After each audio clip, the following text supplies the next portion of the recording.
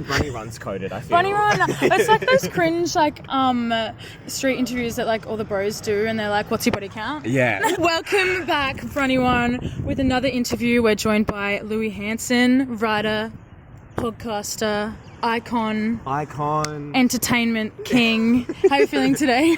I'm so excited. I'm so excited. The sun's shining. We're sitting down in the quintessential chairs of Brunswick Street. So I'm here for Brunny Runs. I'm ready for the vibes. For the vibes? Yeah. I'm going to ask you a few questions. First, well, what's your favourite Melbourne street? Be careful. Sorry, someone's just yelling. I feel like we're going to get so many yells this afternoon, and I love it. Last time we had a kind gentleman sitting watching us the whole time. Great.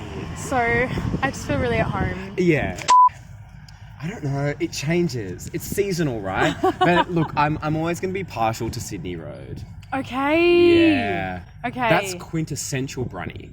Do you know what makes me? I think of Berkeley Square. Yes. And I think of stabbings, but I also think of peace. I literally frequent Berkeley Square every day. In fact, I just came from Berkeley Square. I got my sushi. I got my coffee. I was laughing. Yeah, you get everything you need. Exactly. They have a JB Hi-Fi. It's got everything you need in life. So, I came to know you from the Everybody Has a Secret podcast. Others might know you from hosting 2024 Mardi Gras broadcast and the Australian Open or Melbourne International Film Festival. Growing up, did you always strive for a role in media and entertainment, or did you have other aspirations? I think I knew I always wanted to perform in some way, shape or form. I was always a performer as a kid, like loved to dance, loved to sing. And then when I was in my teens, I did a bit of acting. And at the same time, I always loved writing. So I think I kind of just fell into this career of like a multi-hyphenate in the media. Was there a moment that you like fully committed to like writing? I know you've done some columns and articles, just, you know, we're supporting like our up and coming, giving you a platform. Thank you, Brunny Runs. I love you. Was there a moment where you like decided to fully commit, or was it just that evolution throughout childhood and growing up? So I went to uni for journalism. Yeah. And I started out as a journo. That was like my 9-to-5 job after school. Mm-hmm. So I was like just fully focused on my writing. And then I was working at a place called Pedestrian, shout out Pedestrian. The team kind of like started putting me in front of the camera to do some video stuff. And I realized that was really, really fun. So then it became more of a multi-hyphenate role. I love that. Yeah. How did COVID and stuff affect you, like not being able to, I don't know, like go out? Did you do interviews and stuff, or no? It was more like just writing from home? Well, look, that was a really fascinating time because at the start of COVID, I decided to quit my job. Okay. That's cool. And I was still living in Sydney at the time, and I was living alone. That's cool. And then, so I just decided to post like 25 TikToks a day. Okay. Yeah, mum and dad weren't worried about me at all. Is that how the social media sort of started, or? Yeah, I think so. I think that's when it really started to take off. COVID kind of was the time when things kind of blew up. I'm so embarrassed of my 2020 self. Oh my God, yeah, like 2020 me. Look, I'm just happy we got through it. We got through it. Is there a certain job or role that stands out most to you in the process of building your career? Co-hosting Mardi Gras this year on ABC was a huge one for me. That was a real special moment. Yeah. And that's kind of where I'm hoping to head into, like TV presenting and acting. So that felt just like a real full circle special moment to be able to do that with the team. Is there a TV show that you like dream or aspire of hosting? Look, I mean, at the moment, any like comedy panels, shows, get me onto it. Guy Montgomery spelling bee. Yeah, I want to spell some shit. How do you spell supercalifragilisticexpialidocious?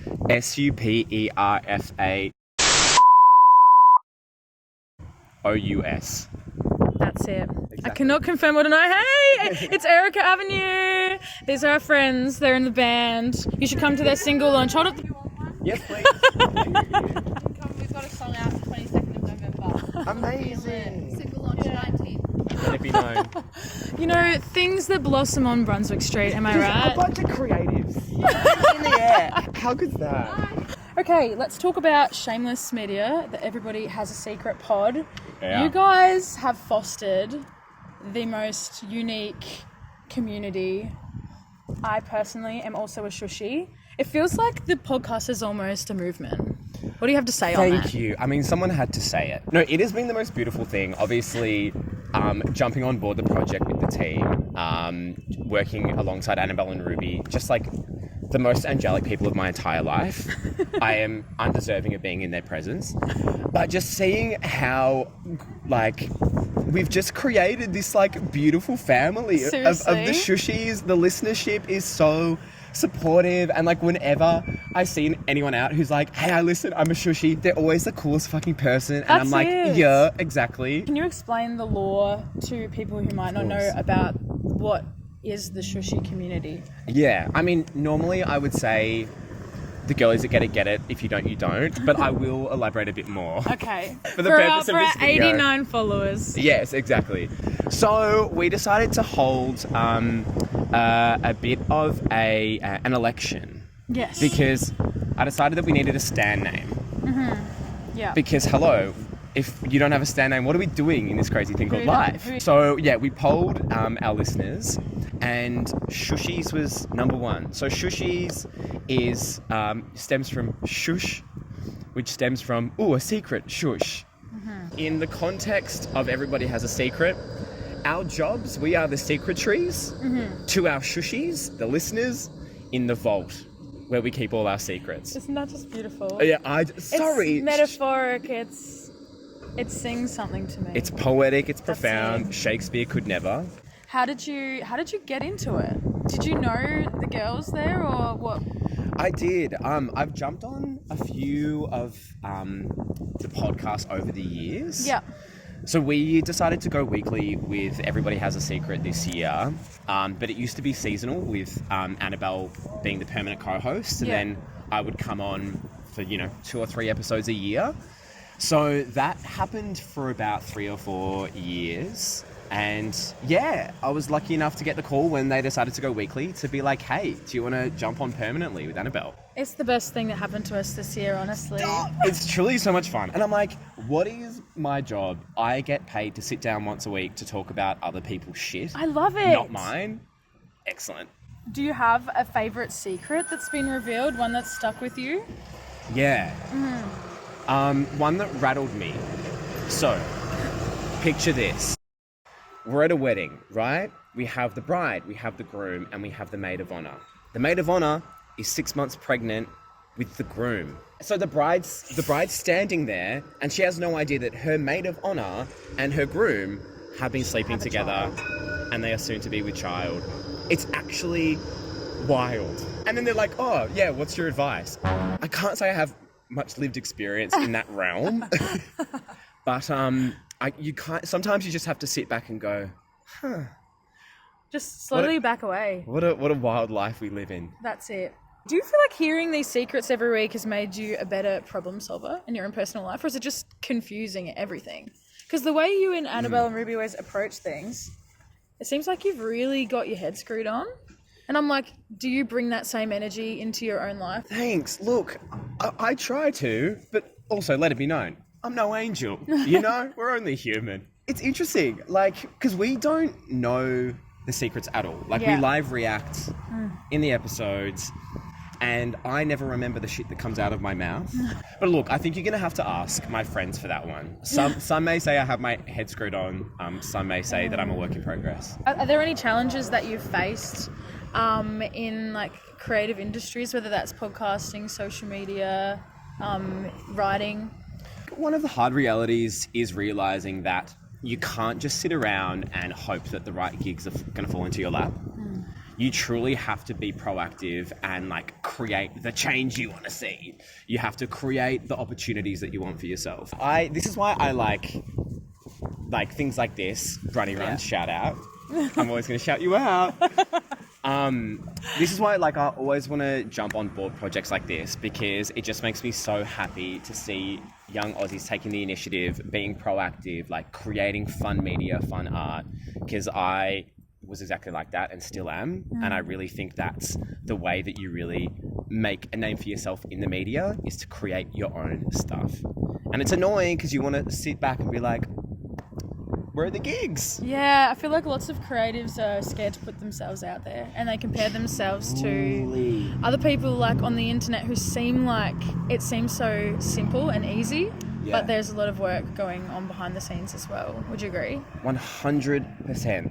You can't even think about, sometimes you can't even think about how things are going to be perceived. It's like, if you love it, if it's like a good reflection of you, if you're happy with what you've produced, you have to post it, because I completely agree. So many people have the best ideas, but they will just never be shown to the world because they're scared of, I don't know, being perceived as too cringe or too much. But you truly just have to put yourself out there. Do you think that being in the public eye has like enhanced that feeling of being under a microscope, or has it in a way like made you a little desensitized to all of that stuff? Damn, I think maybe a bit desensitized. Yeah, I was going to ask, what does a day in the life look like for Louis Hanson? Look, very, very different. Very, very different. It depends. Like some days it'll be focused on the podcast. Yeah. So I'll be in at the Shameless offices. Some days I'll just be focused on writing. And then, you know, other days. So I like to kind of like separate the days. Yeah. Other times I'm just at home, like staring at a wall, trying to think of a creative idea, you know? Is there anything you want to like try out, dabble in the future? I think eventually I will write a book, a grown-up book. Okay. Or maybe another children's picture storybook. Like, that was so fun. Yeah. So maybe more books on the horizon. Yeah. Okay, perfect. Yeah. Bye, Gumpy. Bye, Gumbala. Thank you, Brunny Run. Thank you for having me.